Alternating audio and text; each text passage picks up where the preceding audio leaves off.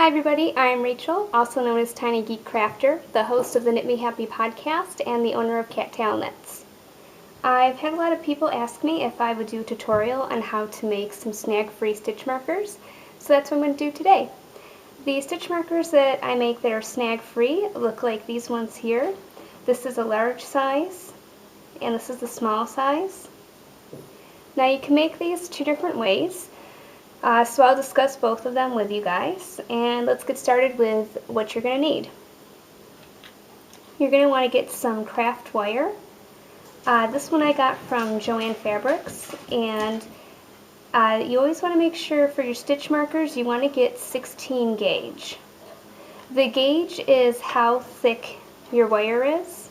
I've experimented with different gauges, and 16 seems to be perfect. With gauge wires, the smaller the number, the thicker the wire, the larger the number, the thinner the wire.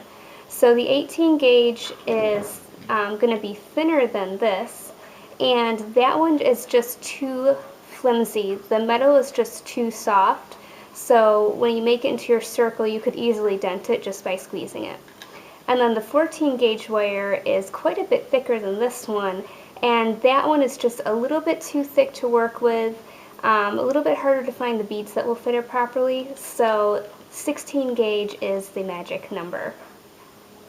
Now this craft wire comes in a lot of different colors, so please feel free to experiment. I will tell you though, different colors and sometimes different pieces of the wire that I get work a little bit differently. For example, black. You will never see black stitch markers in my store because every time I've tried making the stitch markers with the black, this coloration, this coating on the wire actually cracks, and then it makes it really rough, and then you see all these cracked spots on it, and it's really nasty.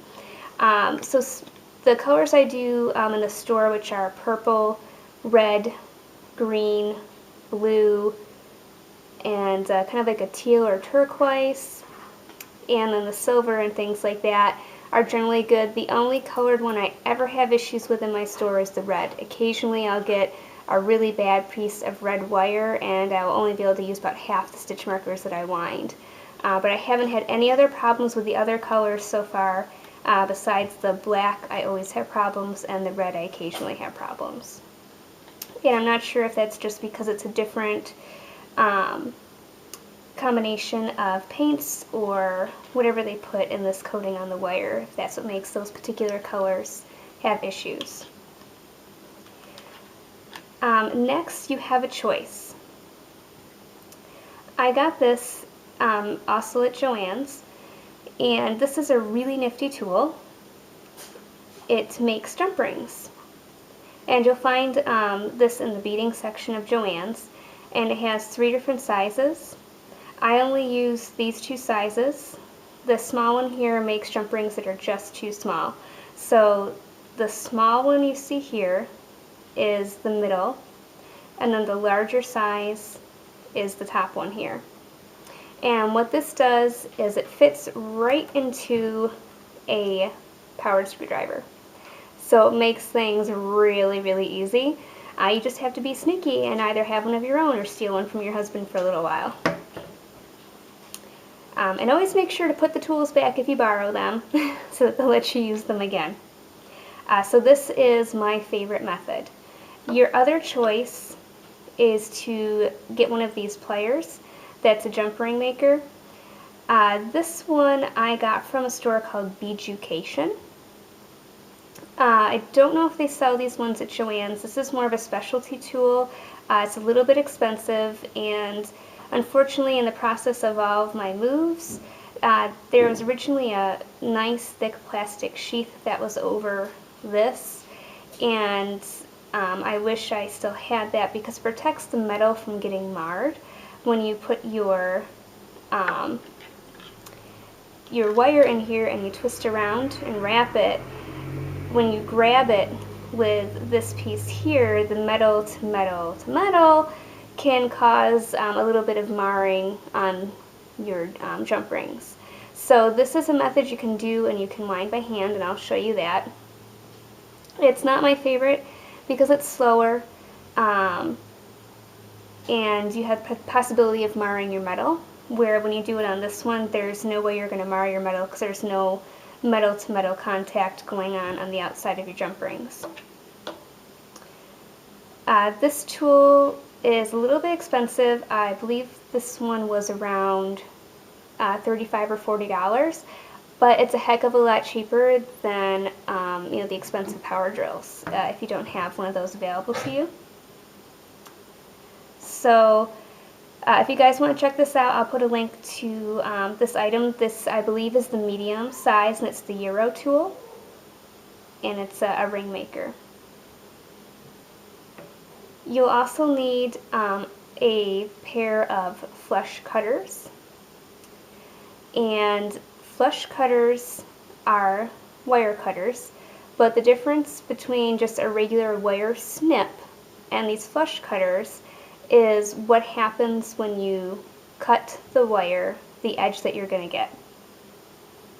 A standard wire snip will have both sides pretty much looking like this inside here, and so when you cut it, you'll get points on your wire. The flush cutter on the back has a flush side, and so when it's closed and I rub my finger across here, it feels completely flat. But what that does is it gives you a flush, flat cut. Now, is this absolutely necessary because you're covering your cuts with a bead? I guess not, but in mine I like to have that flush cut edge, number one, so I don't poke or cut myself when I'm putting the stitch markers together, and second, in case the stitch markers, in case the bead comes off, you don't have these rough pokey edges that are immediately going to grab onto your knitted garment, or that you're knitting. And also, having two flush edges will close that stitch marker perfectly together when you close the loop. If you have two pointed edges, they're not going to close together as nicely, and it's going to be a little bit trickier to seal that. So flush cutters, again, you can get a really cheap pair, but with flush cutters you kind of get what you pay for. I would invest in a nice expensive pair of flush cutters. My favorite pair of flush cutters cost me $50. You don't have to go as crazy as that. I use that for a lot of sterling silver metal work, so I always want to make sure and see cat down. There's kitties coming in.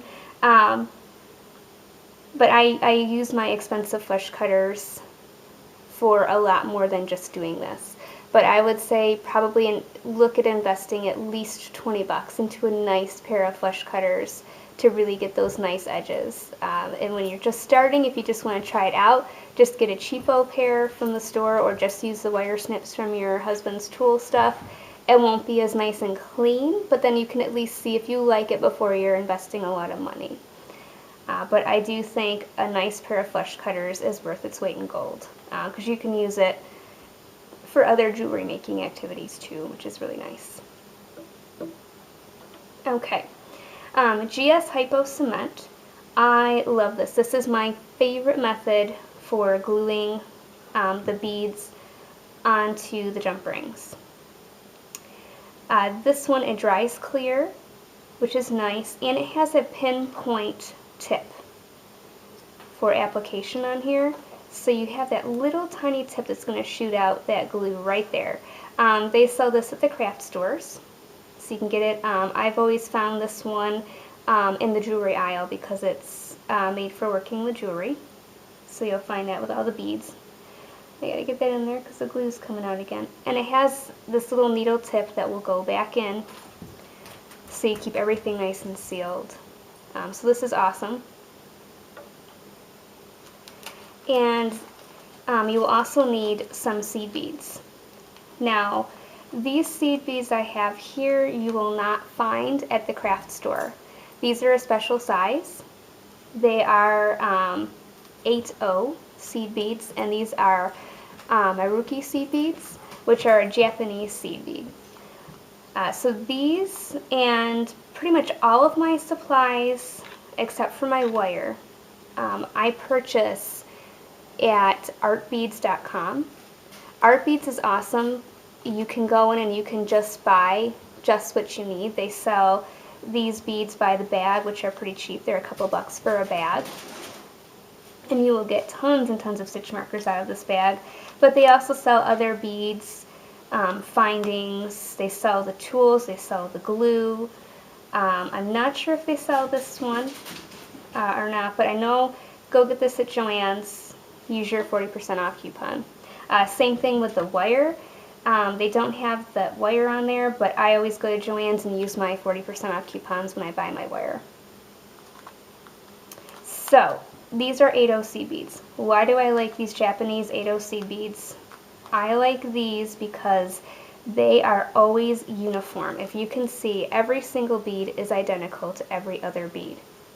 If you go into Joann's or Michael's, AC Moore, whatever craft store you have, and you go look at the beads there, they're going to have usually 6OC beads, which are slightly larger in overall bead size. And if you look in the packaging at those beads, you'll notice that they're not exactly the same size, and the centers on them are not exactly the same size either. Some are larger, some are smaller, and that's really frustrating. So I always go with these. I just order, whatever I need. If you order 10 bucks from Art Beads, they'll give you free shipping.